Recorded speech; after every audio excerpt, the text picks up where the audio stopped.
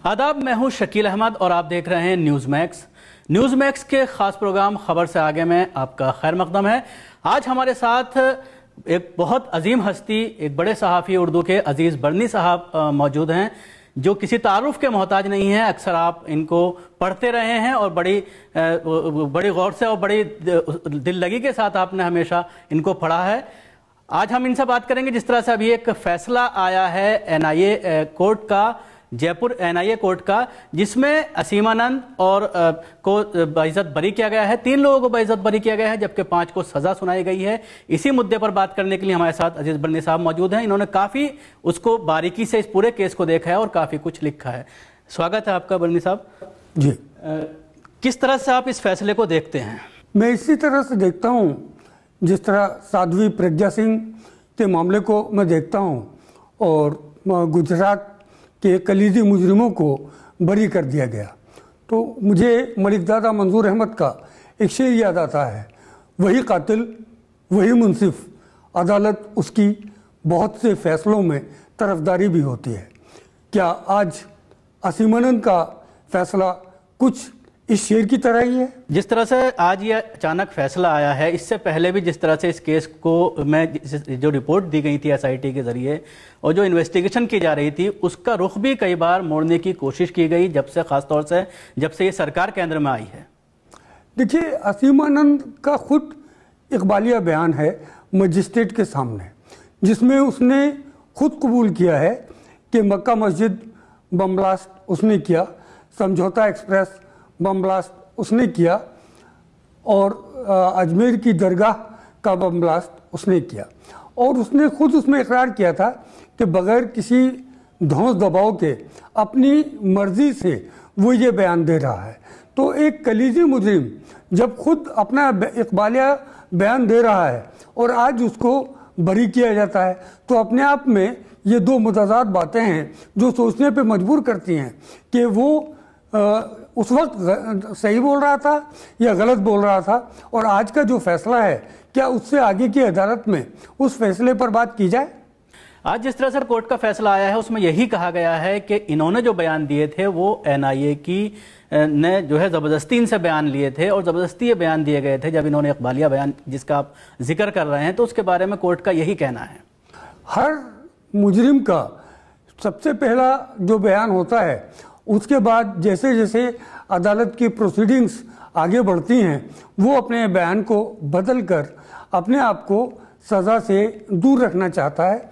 तो असीमानंद का वो इकबालिया बयान और आज का फैसला बस कुछ इसी तरह का फैसला है कि उस वक्त जब उसने कहा था कि बग़ैर किसी धौंस दबाव के 14 पेज का वो उसका इकबालिया बयान था, और आज वो ये कहता है कि मुझे ज़बरदस्ती ये बयान दिलवाया गया था।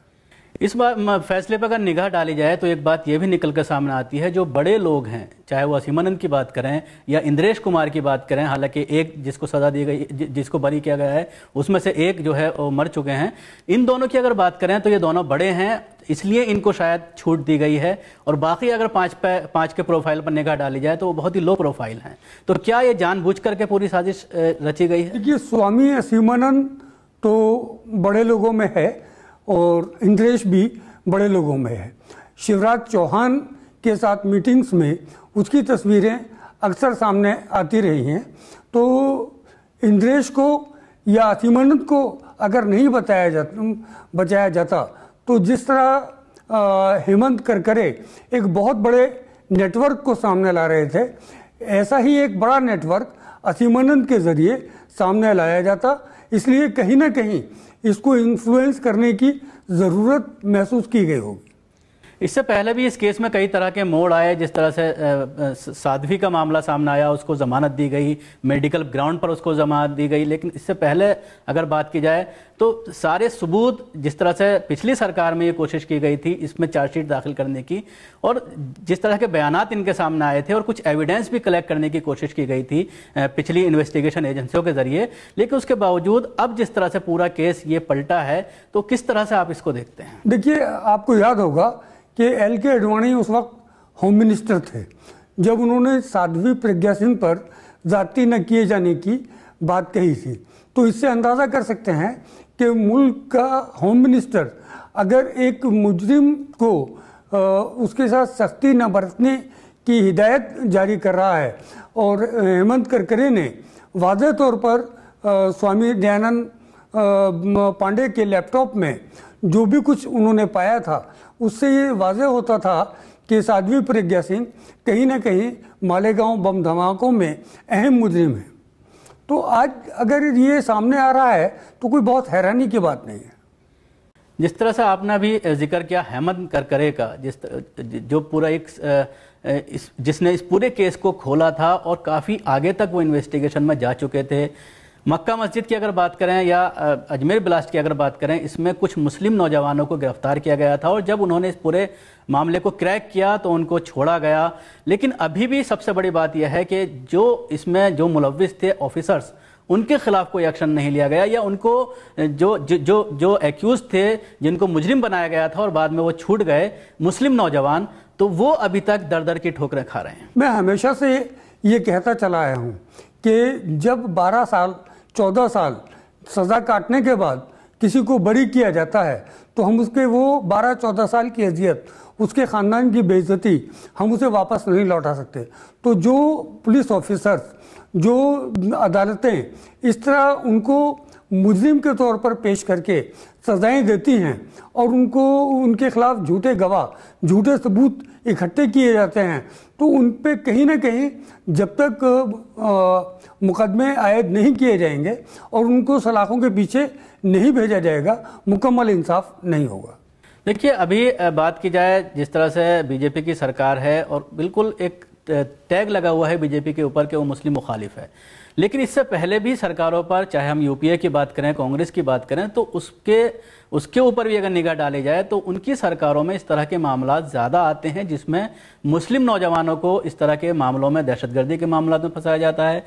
चाहे वो हम महाराष्ट्र की बात करें या और जहाँ पर कांग्रेस शासित प्रदेश हैं वहाँ की बात करें, तो क्या सरकारें सब मुसलमानों को लेकर के सबकी रवैया एक ही है? देखिए, सिस्टम जो काम कर रहा है, जब तक उस सिस्टम में तब्दीली नहीं आएगी, सरकारें यहाँ बदलते रहिए। किसी को सेकुलरिज्म के नाम पर वोट चाहिए, किसी को कम्युनलिज्म के नाम पर वोट चाहिए, लेकिन जो सिस्टम काम कर रहा है वो सेकुलर सरकार के साथ भी वही सिस्टम होता है, कम्युनल सरकार के साथ भी वही सिस्टम होता है। तो कहीं ना कहीं में इस बात पर तवज्जो देना होगी कि पहले इम्पार्शियल बनाया जाए उस सिस्टम को जो किसी को दहशतगर्द और किसी को बाइज्जत बरी करने का रोल प्ले करता है।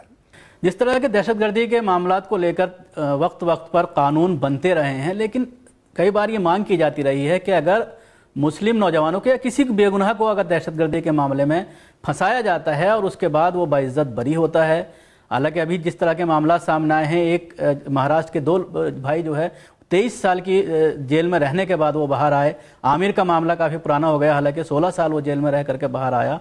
तो हमेशा ये मांग की जाती रही है कि जो पुलिस ऑफिसर्स हैं उनके खिलाफ केस दर्ज होना चाहिए कॉन्स्पिरेसी का। ऐसे बहुत से वाक़यात हैं जिन्हें आप सामने लाएंगे तो आपको ये मिलेगा कि दानिश्ता तौर पर पुलिस वालों ने उनको फंसाया है, इसके बावजूद उनके खिलाफ कोई कार्रवाई नहीं हुई है। इससे हौसला अफजाई होती है बाकी इसी तरह की जहनीत रखने वाले पुलिस ऑफिसर्स की और मुकम्मल इंसाफ नहीं मिल पाता। उसके अलावा अगर मुआवजे की बात की जाए, मुआवजा मिलना चाहिए, क्योंकि जब वो जेल चला जाता है 20 साल 22 साल अगर जेल में रहता है, पूरा परिवार उसका बिखर जाता है। जिस तरह के मामला सामने आए हैं उसमें कई तरह की बात यह आई है कि वालिद साहब 20-15 साल तक लड़ते रहे कानूनी लड़ाई, अपना घर बेच करके, खेत बेच करके, लेकिन उसके बावजूद वो ताब ना ला सके और उनकी मौत हो गई। इसी तरह के जो बहनें हैं वो शादियों से रह गई। तो क्या एक मुनासिब मुआवजा भी उसमें तय होना चाहिए? माकूल मुआवजा तो मिलना ही चाहिए और इस मुआवजे के साथ जिस तरह मतलब उनकी आमदनी के जो ज़राए ख़त्म हुए हैं और अगर वो अपने रोज़गार से लगे होते तो जिस तरह उनकी आमदनी में इजाफा होता रहता, कंपनसेशन में इन बातों को जहन में रखा जाए और साथ ही मीडिया का भी इसमें जो रोल रहता है कि उन्हें बहुत बड़ा चढ़ाकर दहशतगर्द साबित करते हैं, मुजरिम साबित करते हैं, उन्हें भी ये ताकीद की जानी चाहिए कि बाइज्जत बरी होने के बाद वो अपनी गलती का एतराफ़ करें, उन फुटेज को सामने लाएं और उनसे उनको तशहीर एक इज्जतदार शहरी के तौर पर करें, ताकि उनको माशरे में अपना खोया हुआ मकाम पाने में कोई दिक्कत ना आए। आपने बिल्कुल मीडिया का जिक्र किया। जिस तरह से कल मामला सामने आया है, लखनऊ में जिस तरह से एनकाउंटर हुआ और उसको मार गिराया गया, तो उसी वक्त से एक दहशतगर्दी का नाम सामने आने लगा। लेकिन अगर बात की जाए, 11 अभी ISI एजेंट पकड़े गए हैं मध्य प्रदेश में, 3 राजस्थान में पकड़े गए हैं जो गैर मुस्लिम हैं, तो उनको मीडिया ने उतनी पब्लिसिटी नहीं दी और उनके साथ कोई इस तरह का लफ्ज़ इस्तेमाल नहीं किया। आपने अपने सवाल में मुकम्मल जवाब दे दिया। मैंने इस बात को कहा है कि वो 11 जो ISI के एजेंट थे, क्या सिर्फ इसलिए संदिग्ध कहलाए गए क्योंकि वो मुसलमान नहीं थे? और मुसलमान अगर कहीं भी संदिग्ध है तो उसे पहली नज़र में ही दहशतगर्द करार दे दिया जाता है। आज मैं एक टीवी चैनल देख रहा था जिसमें ये सैफुल्लाह का जिक्र करते हुए ये कहा गया कि मैं नोएडा के शॉपिंग मॉल के सामने खड़ा हूँ, यहाँ कोई सैफुल्लाह हो सकता है। मैं बॉम्बे के भीड़ बड़े बाज़ार में खड़ा हूँ, यहाँ कोई सैफुल्लाह हो सकता है। हम आज हाजी कॉलोनी जैसी एक मुस्लिम कॉलोनी के बाहर खड़े हैं, इनमें भी कोई सैफुल्लाह हो सकता है। तो सैफुल्लाह को बार बार कहने का मतलब उनका एक मुसलमान नाम को एस्टेब्लिश करना था। उन 11 आतंकवादियों को जो ISI के एजेंट थे, इसी तरह क्यों सामने नहीं रखा गया? क्यों बार बार साध्वी प्रज्ञा सिंह को दहशतगर्द कहकर पुकारा नहीं गया? क्यों स्वामी असीमानंद को बार बार दहशतगर्द कहकर पुकारा नहीं गया? तो ये इम्पार्शियलिटी अगर नहीं होगी, जब तक हम पार्शल रहेंगे तब तक मुआशरे के अंदर हम जिस भाईचारे की बात करते हैं, जिस गंगा जमनी तहजीब की बात करते हैं, वो कायम नहीं हो सकती। जिस तरह से आज भी ये मामला सामने आया है, जो फैसला आया है, तो उसमें सारे ही जितने भी न्यूज़ पोर्टल हैं, अगर उन पर खबर पढ़ी जाए तो कहीं पर भी इन लोगों के साथ जिनको सज़ा भी दी गई है, उनके साथ कहीं भी आतंकवादी का लफ्ज़ इस्तेमाल नहीं किया गया है। अभी आप सैफुल्लाह की बात कर रहे हैं, तो इसको लेकर जिस तरह से एक मीडिया ट्रायल शुरू हो गया है और ISI से जोड़ करके इस पूरे मामले को देखा जा रहा है। हालांकि अभी केंद्र सरकार के जरिए कोई ऐसा बयान नहीं आया है कि ये उसके लिए काम करते थे। हालांकि मध्य प्रदेश सरकार इस चीज़ को बार बार कह रही है। जब ट्रेन के अंदर हादसा हुआ था तभी सैफुल्लाह का नाम सामने लाया गया था और ये फैसला असीमानंद का अब आया है, जबकि आखिरी राउंड का यूपी में इलेक्शन मुकम्मल हो चुका है। तो क्या हम इस तरह देखें कि सबका साथ सबका विकास का जो डायलॉग बार बार हमारे सामने आ रहा था, जैसे ही उसको सामने लाने की ज़रूरत ख़त्म हो गई, उत्तर प्रदेश की सियासी सरगर्मियाँ अब ख़त्म हो गई, तब उन्हें लगा कि अब मुसलमान का वो चेहरा जो दहशतगर्द का चेहरा है, जैसा कि LK अडवाणी होम मिनिस्टर रहते हुए कहते रहे कि तमाम दहशतगर्द मुसलमान न सही मगर जो दहशतगर्द पकड़े जाते हैं वो सब के सब मुसलमान क्यों होते हैं, यही बात फिर से एस्टैब्लिश करने की ये सरकार शायद कोशिश कर रही है। पिछली सरकार के जरिए जिस तरह से ये 2-3 केसेस, मालेगांव ब्लास्ट की अगर हम बात करते हैं, मक्का मस्जिद की अगर बात करते हैं, अजमेर शरीफ की बात करते हैं, तो इसको क्रैकडाउन करने की कोशिश की गई और एक दूसरा चेहरा भी आतंक का लाने की कोशिश की गई जो RSS के जरिए है। जो जिस तरह से ये इनके ताल्लुकात RSS से दिखाए गए, तो कहीं ना कहीं एक पैरेलल जो आतंकवाद का एक वो चल रहा था, तो उसको क्रैकडाउन करने की कोशिश की गई। लेकिन इस सरकार में इन सारे केसेस को पलटने की कोशिश की जा रही है। हेमंत करकरे की चार्जशीट को मुकम्मल पढ़िए, उसके अंदर RSS, नेपाल और मोसाद का नेक्सस आपके सामने आएगा और इसको काफ़ी हद तक उन्होंने सामने रख दिया था। तो ये कोई पहला मौका नहीं है जब ये सच्चाई सामने आ रही है कि RSS का कहीं ना कहीं इन सब मामलात में इन्वॉल्वमेंट है। सैफुल्लाह की अगर मामले की बात की जाए, कल से जिस तरह से मध्य प्रदेश के लीडरान में एक तरह से एक होल्ड लगी हुई है बयानात देने पर, जब पूरा ये इनकाउंटर चल रहा था उसी वक्त होम मिनिस्टर मध्य प्रदेश के वो आए और पूरी इन्फॉर्मेशन दे रहे थे कि किस तरह से इनका ISIS से ताल्लुक़ है। इससे पहले शिवराज चौहान जिस तरह से सिमी के जो ट्रायल कैदी थे उनको जिस तरह से इनकाउंटर किया गया और उसके बाद पीठ ठोकते, अपनी छाती ठोकते हुए जो है नजर आए, कल भी और आज भी शिवराज चौहान के जरिए कई तरह के बयानात इसको पूरे मामले को लेकर आए। तो कहीं ना कहीं बीजेपी इसका श्रेय लेने की कोशिश कर रही है। बीजेपी श्रेय लेने की कोशिश कर रही है या बीजेपी एक्सपोज हो रही है, ये काम आपके यानी मीडिया के ज़रिए सामने आना चाहिए कि यही शिवराज चौहान जब उन्हीं की रियासत में 11 गैर मुस्लिम या साफ कहें तो हिंदू आईएसआई के एजेंट पकड़े गए थे, तब वो वीडियो फुटेज उनके पास क्यों नहीं था, तब वो तमाम इन्फॉर्मेशन उनके पास क्यों नहीं थी, तब उन्होंने ये श्रेय लेने की कोशिश क्यों नहीं की कि हम हिंदू मुसलमान के अंदर कोई भेद नहीं बरतते हैं। अगर आईएसआई का एजेंट मुसलमान होता है तो भी हम उसे सामने रखते हैं, हिंदू होता है तो भी हम उसे सामने रखते हैं। तो कहीं ना कहीं ये वोट बैंक को प्रभावित करने की एक कोशिश है। जिस तरह से पूरा मामला लखनऊ में हुआ है और लखनऊ के जो पुलिस अधिकारी हैं उनके जरिए बयानात आ रहे हैं कि अभी तक कोई पुख्ता सबूत नहीं मिला है कि ये आईएसआईएस के कहने पर इसने किया है। हालांकि ये आईएसआईएस से प्रभावित ज़रूर था, उसके साथ ही उसके फादर आए हैं, उनका ये कहना है कि वो उसकी डेड बॉडी नहीं लेंगे। तो कहीं ना कहीं ये कहा जा सकता है कि मुसलमानों के अंदर एक खौफ है। बेशक खौफ है। उसका बाप के डेड बॉडी न लेने के पीछे सीधी वजह यह है कि वो अपने आप को उससे डिसएसोसिएट करना चाहता है, उसे अपने आप को वतन से मोहब्बत करने वाले का सर्टिफिकेट चाहिए। अगर वो ऐसा नहीं करेगा तो उसका जीना मुश्किल हो जाएगा, उसके ख़ानदान के अफराद का जीना मुश्किल हो जाएगा। यही बात साध्वी प्रज्ञा सिंह या असीमानंद के लोगों के फैमिली के लोगों पर या उनसे वाबस्ता लोगों पर सामने नहीं आती है, क्योंकि उनके जेब में पहले ही देशभक्ति का सर्टिफिकेट होता है। लिहाजा उनकी एक्टिविटीज़ कुछ भी हों, उन्हें ये फिक्र करने की ज़रूरत नहीं है। लेकिन एक मुसलमान पर अगर मामूली सा शुबा भी है तो उससे आसपास के लोग भी डरने लगते हैं। मुस्लिम लीडरशिप को इन सब चीज़ों के लिए कितना जिम्मेदार मानते हैं? मुस्लिम लीडरशिप के नाम पर हमारे पास है क्या? टुकड़ों में बटे हुए हम तमाम लोग हैं, सियासी एतबार से भी, समाजी एतबार से भी, फ़िरक़ों के एतबार से भी, और किसी एक लीडरशिप का हमारे सामने कोई ऐसा नाम है ही नहीं कि पूरे हिंदुस्तान में उसका वजूद हो, हर रियासत में।